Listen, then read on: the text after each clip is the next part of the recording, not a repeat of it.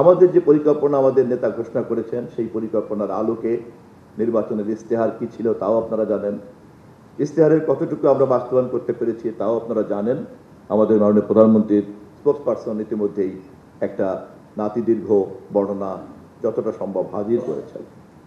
আমি শুধু বিনীতভাবে আপনাদেরকে মনে করিয়ে দিতে চাই যে ধ্বংসস্তূপের বিরুদ্ধে মানুষের ক্ষোভ ছিল, যার বহিঃপ্রকাশ ছিল 2024-এর 5ই আগস্ট, তার বিপরীতে মানুষের যে প্রত্যাশার এক বিশাল দূরদর্শী স্বপ্ন কাজ করেছে, যার প্রতিফলন ছিল 2025-এর 25শে ডিসেম্বর তারেক রহমানের আগমনকে ঘিরে।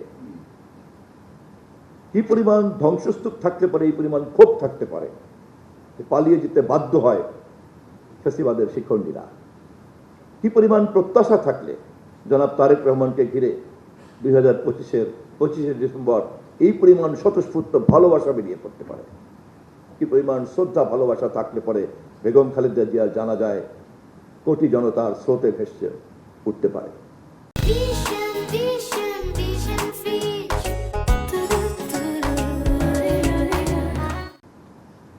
ফলে এই ধ্বংসস্তূপকে আগে আমাদের প্ল্যানকে বাস্তবায়ন করার উপযোগী করার একটা দায়িত্ব আমাদের ঘাড়ে পড়ে আছে। ফলে আমাদের পুরো পরিকল্পনাটাকেই ধ্বংসস্তূপকে পরিকল্পনা মাফিক পুনর্গঠনের কাজে নিয়ে যাওয়ার জন্য প্রথম দিকের একটি পর্ব আমরা এখন অতিক্রম করছি। এই পর্বে সেই ধ্বংসস্তূপকে অর্থনীতি বলেন, সমাজ বলেন, রাষ্ট্র বলেন, রাষ্ট্রের প্রত্যেকটি অ্যাপারেটাসকে বলেন, প্রত্যেকটি অঙ্গ বলেন, প্রত্যঙ্গ বলেন, প্রতিটি জায়গায় এটাকে আমাদেরকে প্রথমে ততটুকু ভাবে বিনির্মাণ করতে হচ্ছে যতটুকু বিনির্মাণ করতে পারলে আমাদের নেতার যে ঘোষিত আই হ্যাভ এ প্ল্যান, সেই প্ল্যানটাকে আমরা একটা কোর্স অফ অ্যাকশনে নিতে পারি। সে কারণেই প্রথম পর্বের এই দিনগুলিকে আমাদের ব্যয় করতে হচ্ছে যত না বেশি কর্মসূচি বাস্তবায়ন করার জন্য, তার চেয়ে বেশি বাস্তবায়ন করতে হচ্ছে ধ্বংসস্তূপকে নতুন কর্মসূচি গ্রহণ করার উপযোগী হিসাবে গড়ে তোলার জন্য।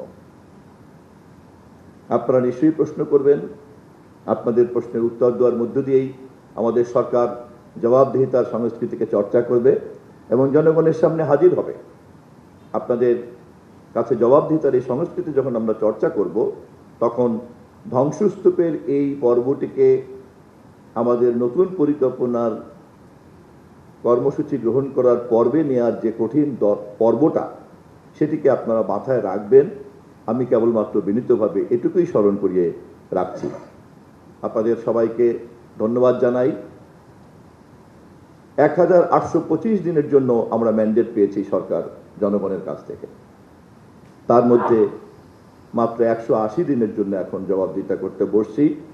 1825 দিন আমরা অতিক্রম করব।